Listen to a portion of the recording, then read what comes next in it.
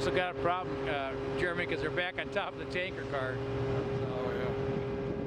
You know that the rail cars came off the tracks, went into the Mississippi River. We've got essentially 7 rail cars in the river.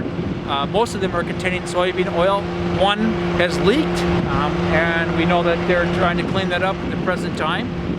We do know that we've seen a lot of action by Canadian Pacific Railroad here over the last 2.5 years. They've had, I'm not exactly sure on the number, but they've had at least 3 permits of new construction of rail lines within 10 miles of here. So they've been, hundreds of employees have been up and down this rail line over the last 2 years.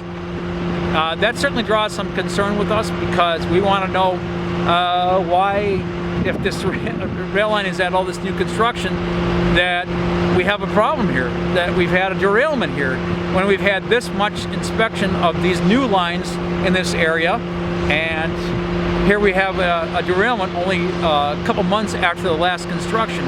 Someone needs to keep asking these questions of why derailments, why are they happening, and why are they happening where there's lots of rail construction going on. I think it's a valid question, and we certainly want you to ask that question. Mr. Wolf, if this had have been Bakken oil tankers like the notorious DOT 111s, and it was Bakken oil that spilled here last night, what could we be looking at instead here? Well, it's really hard to speculate, but let's just cover our bases a little bit in terms of Bakken oil. These are DOT, the old DOT 111s that should be banned, that are supposed to be coming off the tracks in the next 10 years. That's way too late. It should be taken off immediately. We should not be hauling hazardous material in DOT 111 rail cars. Secondly, we know that we're on the Refuge. We're on the Upper Mississippi National Wildlife Refuge. If this had been 2 months ago, we would have had literally tens of thousands, if not 100,000 tundra swans here at one time. This is the 2nd largest gathering site in the entire country for tundra swans as they leave the Arctic Circle and come down this area. Hundreds of people actually sit in this parking lot that we're standing there right now to come view those tundra swans. In addition, we have high towering bluffs, and if that happened in the fall with the tundra swans coming down, we'd certainly be concerned about a major fire, because this is really a tinderbox area in the fall with incredible foliage that's died, and there's lots of, as you can see, there's lots of down timbers, and there's lots of dry combustible material. In addition, one of the most important things is that the federal government has spent hundreds of millions of dollars on the Upper Mississippi Refuge, including this area, creating these islands, creating this area for wildlife habitat. This has been a huge investment by the feds. To have a spill here in this river of oil, of Bakken crude oil, might in fact mean the end of this pool for decades. We don't know that, but we know that there's a probability that we would not be able to contain the oil at all. Guy Wolf, is this particular spill, could this upset any natural wildlife currently, or with the tundra swans that land here every year, is this spill going to impact that? And also, if there was ever a future spill, a more dangerous one like you're talking with Bakken oil, how would that impact natural habitat and wildlife both in and out of the river in years to come if it ever occurred? Well, I think most of us are real familiar with the Exxon Valdez spill in Alaska. We know what oil can do to the shorelines. We still have oil on the shorelines in Alaska that happened more than 30 years ago. Birds, the waterfall, the incredible amounts of waterfall that come through here, the tundra swans, they have no idea that there's oil in the water. They just come and land and they take off. We could see a massive kill of waterfall in the United States right here from one major spill. So yes, it would impact the river a lot. We talked to the Fish and Wildlife Service here today. They're very, very concerned. They're asking the same question. We've had 4 spills here in the last 2 years. When are we going to, when are we going to smarten up? When are we going to address these safety issues?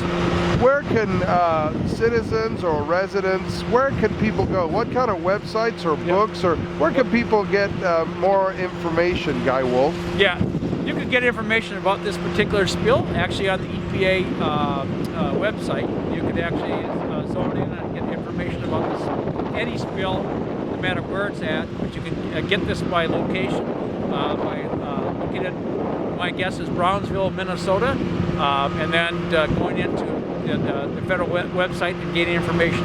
You can also talk to your state DNR or Department of Natural Resources, whoever they may be in your appropriate state. You might also want to ask your senator's office, your congressman's office for more information or ways to get to information about spills like this. Everybody has the right to know. Every citizen in the United States has the right to know what's going on in their own backyards. That's a fundamental part of federal law, so you should not be afraid to ask tough questions. What should people be asking if they contact their county commissioners or their county planning representatives, if they talk to their city or township officials, their mayor or the city council or city planning, for example here in Houston County, Brownsville, La Crescent, places like this? What should they be asking those people? And do those folks have power when they're permitting or not permitting, like they did in La Crosse, Wisconsin recently? Well, of course, you know, when it comes to permitting any new construction of any rail lines or actually oversight of existing railroads, all forms of government are going to be involved. So you would hope, and you would, really try to rely on those county officials, town officials, municipal elected officials, state officials, and federal officials for information about what's going on in your own backyard. I think one of the things we're discovering and finding out is that a lot of the local municipalities, a lot of the towns, the counties, really don't know what's going on in their own backyards. They have very little knowledge about what the railroads are doing, and that's a very big concern to us.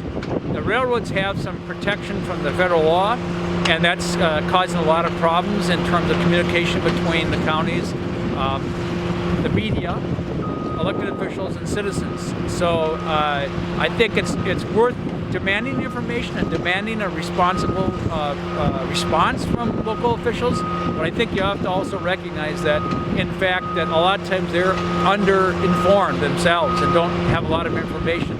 If they don't have the information, you need to ask them to get the information. You need to ask them to be responsible, to respond appropriately to spills like this.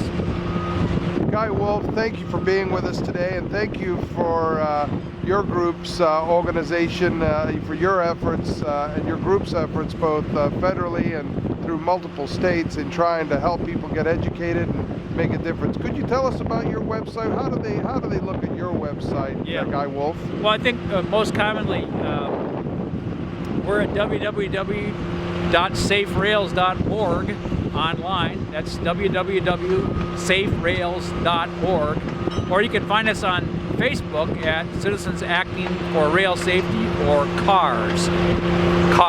C.A.R.S. C.A.R.S. And those are two real easy ways to get a hold of us. You can also find a lot of information about these issues at a website called DOT-111 Reader. And it's the most commonly cited source of information for rail information safety that our organization puts out and goes all the way across the world.